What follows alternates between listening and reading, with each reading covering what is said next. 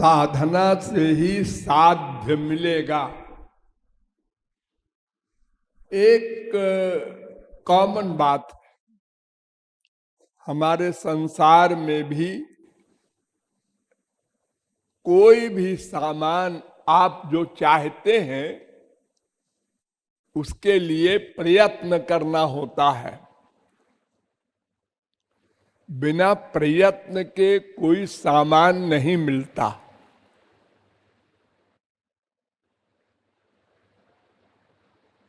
आप जो आंख से पलक भांजते हैं, आप कहेंगे इसमें हम प्रयत्न नहीं करते।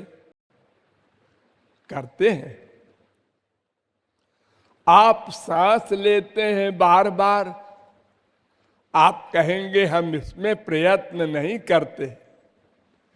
करते हैं। लेकिन वो इतना अभ्यस्त हो गया है कि आपको लगता है कि नेचुरल हो रहा है। ऐसा नहीं है। प्रत्येक अभीष्ट पदार्थ पाने के लिए प्रयत्न करना होता है। चाहे संसारी एरिया हो, चाहे भगवान का एरिया हो। अगर संसारी एरिया में बिना प्रयत्न किए कुछ मिल जाता तो फिर ये संसार पत्थर बन जाता, जड़ बन जाता। और भगवत विषय में तो अगर कुछ करना न पड़े और लक्ष्य मिल जाए ऐसा होता तो वेद से लेकर रामायण तक ये तमाम ग्रंथ उपदेश क्यों होते? इसका मतलब कुछ करने से कुछ मिलता है। हाँ, कहीं कहीं बिना किए भी मिल जाता है। आप कहेंगे वो क्या है?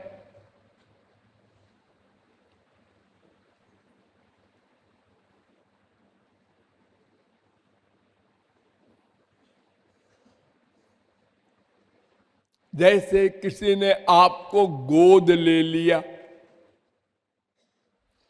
वो अरबपति था, उसके संतान नहीं थी, आपको गोद ले लिया और आप अरबपति हो गए। आपने कुछ नहीं किया।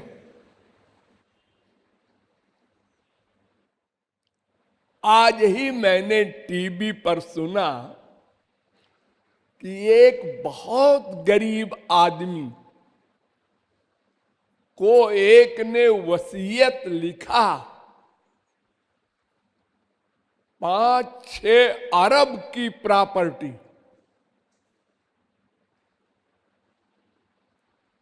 तो ऐसा भी होता है कहीं कहीं, लेकिन नहीं, ऐसा होता नहीं है।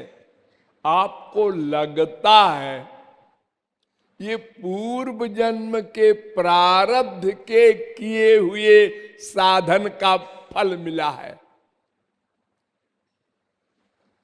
थोड़ा सा प्रयत्न किया तो थोड़ा सा फल मिलना चाहिए।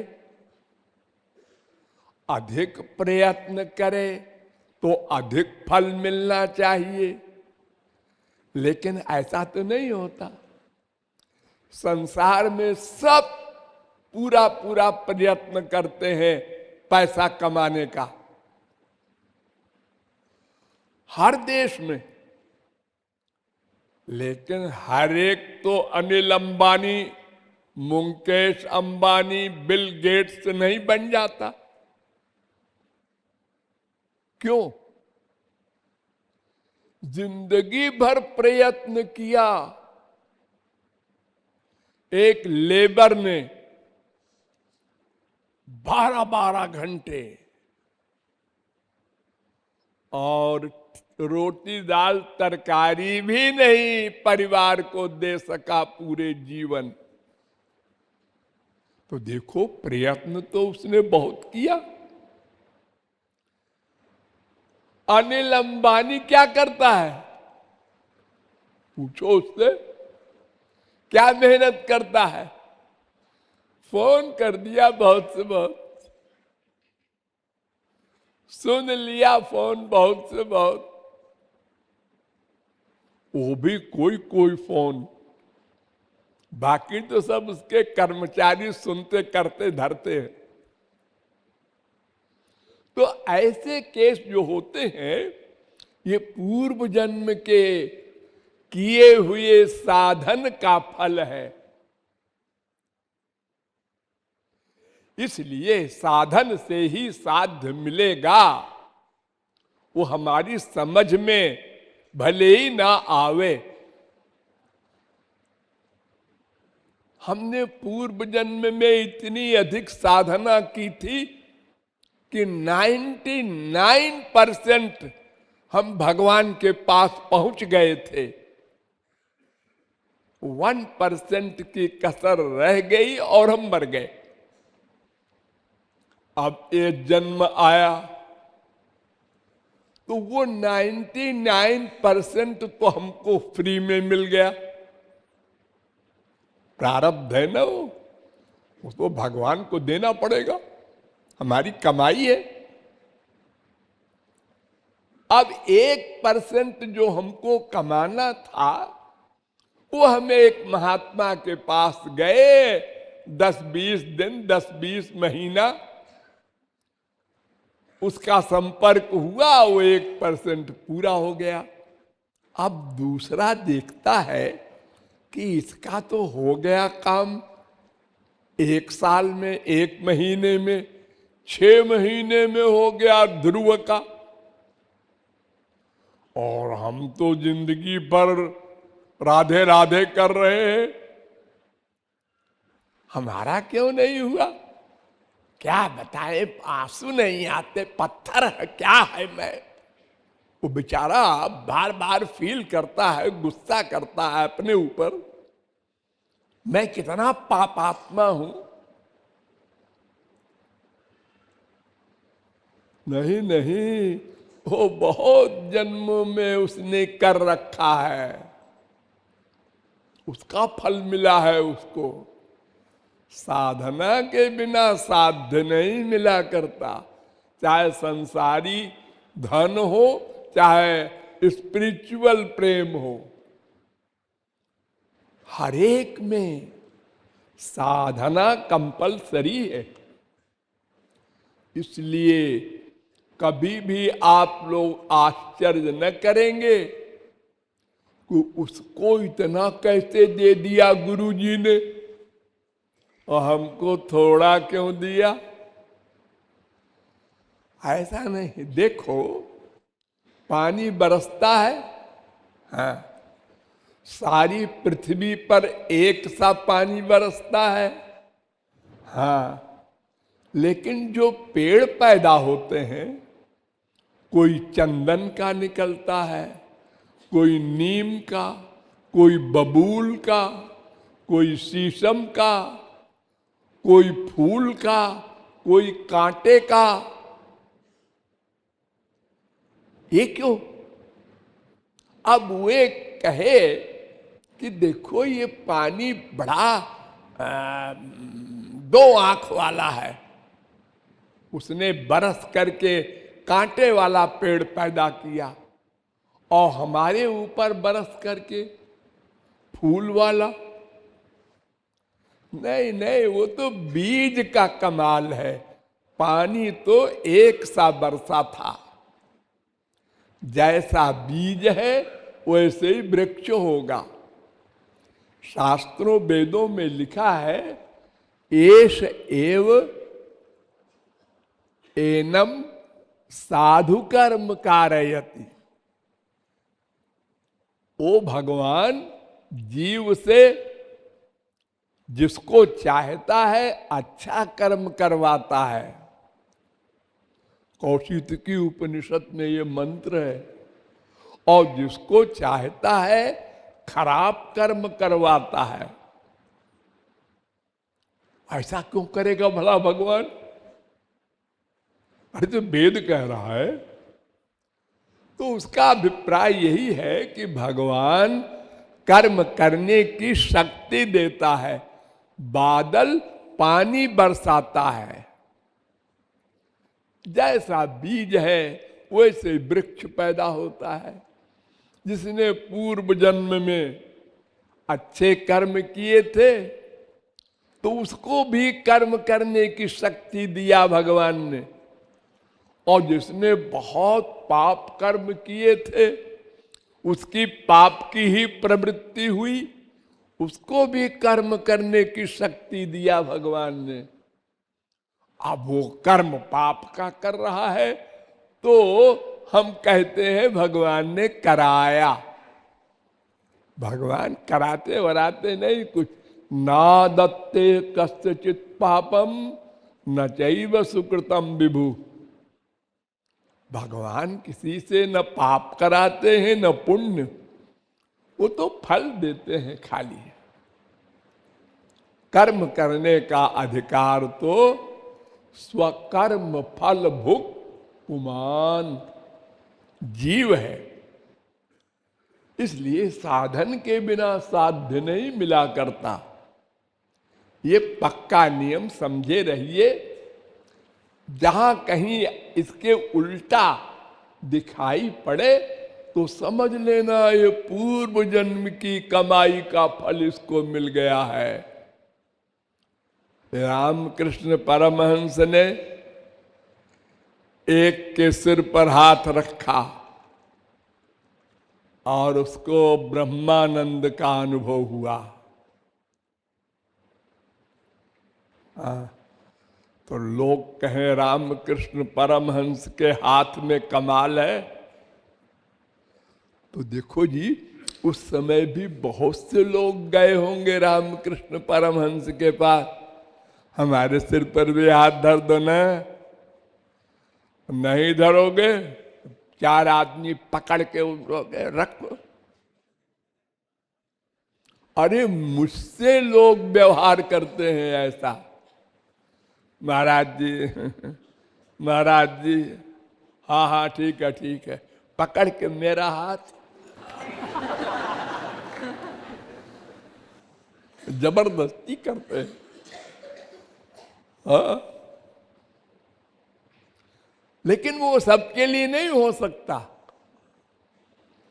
जो सही सही लोहा होगा उसी को चुंबक खींच सकता है।